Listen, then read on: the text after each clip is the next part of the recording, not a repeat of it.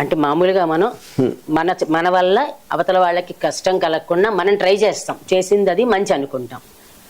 మన వల్ల అవతల వాళ్ళకి కష్టం కలిగితే అది చెడు అనుకుంటాం అనేది జనరలైజ్ చేసి చెప్పుకుంటాం. అదే రూల్ అని నేను చెప్పేది మీకు ఒక ఉదాహరణ ఇస్తాను.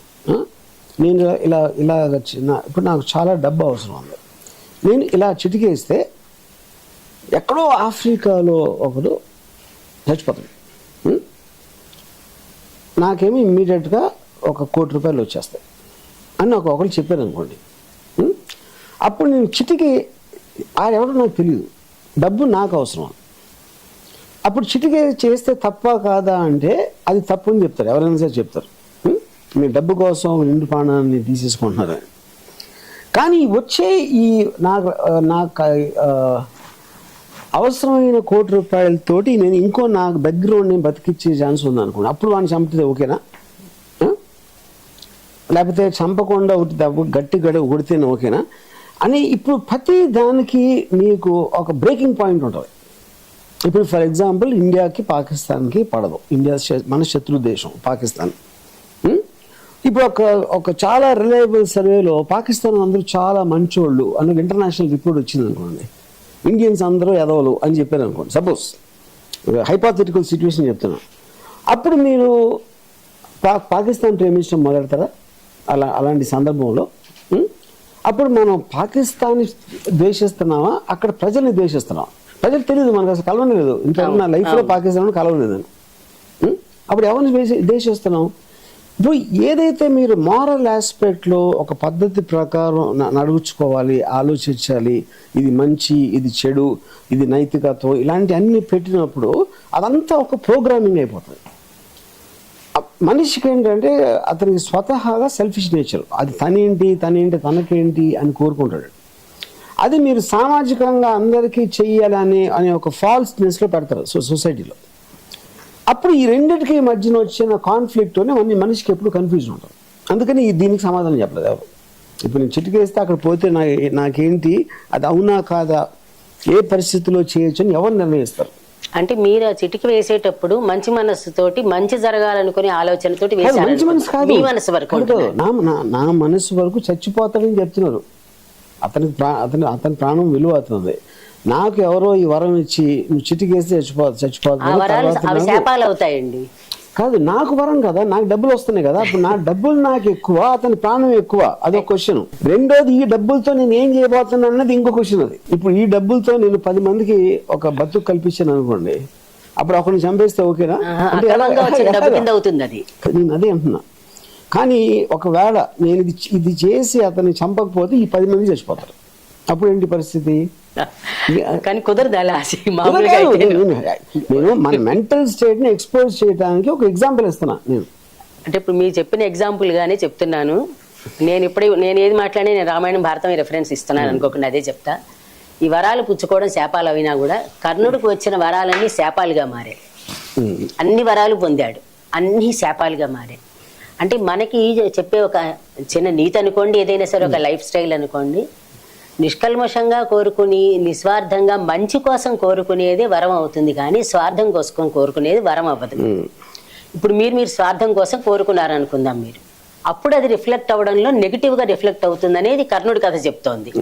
నేనంటే ఇప్పుడు కర్ణుడికి ఏదో కవచకుండాలు ఇచ్చారా, లేకపోతే ఏదో ఇచ్చారు, వాట్ ఎవర్ ఇట్ ఇస్, అవన్నీ ఇప్పుడు మీరు రియల్ లైఫ్ లో తీసుకున్నా కూడా ఐశ్వర్యరాయ్ అనే అమ్మాయికి విపరీతమైన అందం ఇచ్చారు దేవుడు. అదే అందం తనకి డబ్బు తెచ్చిపెట్టింది, పేరు తెచ్చిపెట్టింది, అన్ని రకాల ఇది వచ్చినాయి. ఇప్పుడు తనకి ఏజ్ వచ్చి అందం పోయేసరికి అది శాపంగా మారింది. ఎందుకంటే ఐశ్వర్య అది అయిపోయిందండి, ఎంత లాభ అయిపోయిందండి, అది ఎప్పుడు అందం అయిపోతే అనివార్యం కదా, అది ఉంది కనుక అంటారు. సో మీకు చాలా డబ్బు ఉన్నాడు, ఆ డబ్బు పోయింది సడన్ గా, ఏదో వ్యాపారంలో రాంగ్ డెసిషన్ తీసుకున్నాడు, డబ్బులు అన్నీ పోయినాయి. అంత డబ్బు ఉన్నాడు, అలా ఎలా ఉండేవాడు, ఇప్పుడు ఎలా అయిపోయాడు చూడండి అంటారు. సో అది ఆ బ్యాలెన్స్ అనేది కంటిన్యూస్ గా ఫ్లక్చుయేట్ అవ్వటం అనేది ప్రతి మనిషిలో అన్ని విధాలుగా ఉంటుంది. అంటే ఇప్పుడు మీరు అన్న దాంట్లో ఒక డబ్బుల విషయంలోనే మాట్లాడతాను నేను. అందం విషయంలో అనేది మనిషి పెరిగే కొద్దీ అందం మారుతుంటుంది, దాని గురించి చెప్పను. ఫ్లక్చుయేషన్స్ లో డబ్బులు పోవడం ఉండడం అనే దానికి వాడు చేసిన తప్పు వల్ల డబ్బు పోతూ ఉంటుందని, పర్ఫెక్ట్ గా వెళ్ళిన వాడికి ఇటువంటిది జరగదని అంటాం. కానీ పర్ఫెక్ట్ అంటే ఏంటన్న పర్ఫెక్ట్ మీనింగ్ ఎవరు చెప్తారు? చేసే పనిని బట్టి మనం పర్ఫెక్ట్ అనేది ఎవరికి దానికి మీనింగ్ ఏం లేదండి. ఒకటి చేసే పనులు ఆలోచించి మనం దీనివల్ల మనం నష్టపోం. ఇప్పుడు ధర్మరాజే ఉన్నాడు, తెలిసి కూడా నష్టపోయాడు, మొత్తం అది తప్పు చేశాడు, మొత్తం ఉన్నదంతా పోయింది. ఒకసారి పోయినా కూడా మళ్ళీ బుద్ధి రాకుండా రెండోసారి కూడా తప్పు చేసుకెళ్ళిపోయాడు. అంటే ఈ చేసేటప్పుడు ఆలోచన పర్ఫెక్ట్ గా ఉంటే తప్పు జరగదేమోనని. మళ్ళీ మీరు పర్ఫెక్ట్ అనే మాట వాడుతున్నారు. నష్టం జరగకుండా అని ఆలోచన వచ్చినప్పుడు పర్ఫెక్ట్ అని అందరూ అనుకుంటారు, లేకపోతే ఎందుకు చేస్తారు పని? అప్పుడు సలహా తీసుకుంటారు కదా ఎవరిదైనా. సలహా తీసుకున్నా వాళ్ళకి తెలియాలి కదా కరెక్టా కాదా అని. ఇప్పుడు నాకు ఒక్కొక్కసారి ఎవరో సలహా ఇస్తారు, నేను అది వినను, అది వాళ్ళు చెప్పిందే కరెక్ట్ అయ్యి నాదేదో పెద్ద ఫ్లాప్ అవుతుంది. అలాగే ఇంకొక సినిమాలో ఇది చెయ్యొద్దు అంటారు, నేను చేస్తే అది పెద్ద హిట్ అవుతుంది. అప్పుడు అంతా అది ఏసీడీసీ కదా. సలహాలు అనేవాళ్ళు ప్రతి ఒక్కళ్ళు ఇస్తారు, ఇవ్వని వాళ్ళు ఉండరు. సరైన వాళ్ళ దగ్గర సలహా అనేది సరైన వాళ్ళు అని ఎవరు ఉండరండి. ఎందుకంటే ఏ మనిషికి కూడా ఖచ్చితంగానే తెలీదు, వాడి ఒపీనియన్ చెప్తాడు అంతే. ఇప్పుడు ఫర్ ఎగ్జాంపుల్ నేను వీడియో లైబ్రరీ పెట్టినప్పుడు నాకు ఒక 4,000 జీతం నాకు ఎక్కడో వేరే కంట్రీలో వస్తే నేను వీడియో లైబ్రరీ పెట్టాను. వీళ్ళ దగ్గర వాళ్ళ దగ్గర అందరి దగ్గర అప్పులు చేసి పెట్టాను. అది పెద్ద సక్సెస్ అయిపోయింది. అవి ఇప్పుడు అందరూ నాకు చెప్పారు, అరే నీకు మంచి ఉద్యోగం ఉంది, 4,000 వస్తుంది, దగ్గర పెట్టి ఇక్కడ పెట్టి అన్ని పెట్టాలి. అది అయ్యింది. తర్వాత మళ్ళీ ఇంకోటి ఏదో చేస్తే ఒక బిజినెస్ పెట్టి అది పెద్ద ఫ్లాప్ అయింది. అప్పుడు చెప్పారు చేయొద్దు అని వాళ్ళు ఉంటారు, చేయమని ఉన్నవాళ్ళు ఉంటారు.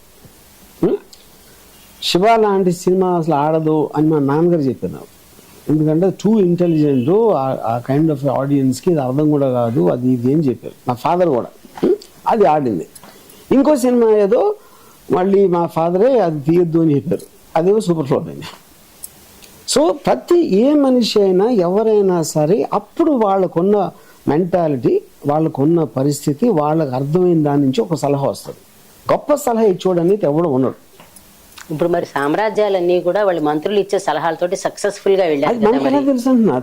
మనం చదివినంత ఇప్పుడు క్యాబినెట్ ఉంటుంది మనకి. ఇప్పుడు మనకున్న గవర్నమెంట్ లో క్యాబినెట్ మాట ఎవరేంటారు మనకి ఎలా తెలుస్తుంది? అసలు పార్టీ అంతా సంప్రదించి చేసాం, చివరి తీసుకుని ఒకడే ఉంటాడు అక్కడ డెసిషన్. పార్టీ అంతా ఏం తీసుకోదు ఎప్పుడు. అదంటే ఇప్పుడు ఫైనల్ గా పొజిషన్ లో ఉన్నాడు డెసిషన్ తీసుకుంటాడు. మహారాజు గారు తీసుకుంటారు. మంత్రి అని కూడా ఇక్కడ మినిస్టర్లే కదా మంత్రి అంటే. అప్పుడు మంత్రి తీసుకునే డెసిషన్ చేస్తే అతనే రాజు. ఇంకా రాజు ఎందుకు? ఇంకా రాజుకి ఎప్పుడు సలహాదారులే ఉండాలి కదా. సలహాదారు పాటించడం అనేది పాయింట్. అతను పాయింట్ ఆఫ్ వ్యూస్ తీసుకుంటున్నాడు అంతే. ఫైనల్ డెసిషన్ అతనే కదా తీసుకునేది. డెసిషన్ తీసుకోవడానికి కూడా వీళ్ళు ఇది చేస్తే బాగుంటుంది, ఇది చేస్తే బాగుంటుంది. నేను అదే అంటున్నానండి, ఆ సలహాలు అందరికీ వస్తాయి. సలహాలు ఇవ్వని వాళ్ళు ఉండరు. 95% ఆఫ్ ద పీపుల్ అసలు బతికుండేదే సలహాలు ఇవ్వడానికి. వాళ్ళు ఏం చేయరు పనులు.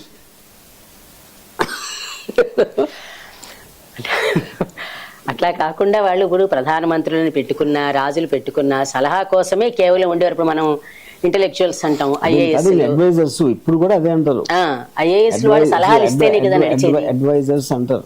కానీ ఫైనల్ డెసిషన్ తీసుకోవడానికి, అడ్వైజర్స్ వినటానికి ప్రతి మనిషికి మారుతుందండి. అది ఒప్పుకుంటాను నేను. కానీ ఆ పైన ఉండే వాళ్ళకి ఆలోచన జ్ఞానం తక్కువ ఉంటుంది, ఈ వీళ్ళకి కింద ఈ సలహాలు ఇచ్చే వాళ్ళకి ఆలోచన జ్ఞానం ఎక్కువ ఉంటుంది కదా. అంటే మనం అబ్జర్వ్ చేసింది మన గవర్నమెంట్ అన్ని అబ్జర్వ్ చేస్తాం కదా. ఒక ఎగ్జాంపుల్ చెప్పండి. పేర్లు చెప్తే గొడవలు అవుతాయి కాబట్టి పేర్లు వద్దు. మీ అంత ధైర్యం లేదు. మీకెలా తెలుసు అసలు అక్కడ ఎవరు సలహా ఇస్తున్నారు, ఎవరు ఏంటున్నారు? మనం వినే మాటల్ని బట్టి అంటున్నాను. మేము ఈ సలహా ఇచ్చాం కానీ వాళ్ళు పాటించలేదు అనే మాటని బట్టి అంటున్నాను. అదే చెప్తున్నాండి. నా సినిమా ఫ్లాప్ అయినప్పుడు మేము అందరం తీయొద్దన్నాం అండి, ఆడేం లేదు అని అదే చెప్తున్నాను కదా. అందరికి జరుగుతుంది, ఉట్టి మంత్రులు కాదు. ఆడ ఒకడు పాన్ షాప్ పెట్టుకోవాలనుకున్నా కూడా 10 మంది సలహా ఇస్తారు, వద్దా, కావాలా, ఏంటి, అది ఇది అని. ఎవడు ఏ పని చేయదలుచుకున్నా సలహాలు ఇవ్వటానికి క్యూలో మించుంటారు అందరూ. కానీ వినేవాళ్ళు ఉండరు కదా ఎప్పుడు. నేను అదే చెప్తున్నాను కదా, ఫైనల్ గా డెసిషన్ తీసుకునేవాడిది పై చేయి ఉంటది. చెప్పినా వింటలేదు అని ఎవరన్నా అంటే నువ్వు విన్నావా అని అడిగిన ఒకరు. నువ్వెవడన్నా చెప్పింది విన్నావా నీ లైఫ్లో అంటే లేదన్నాడు. అది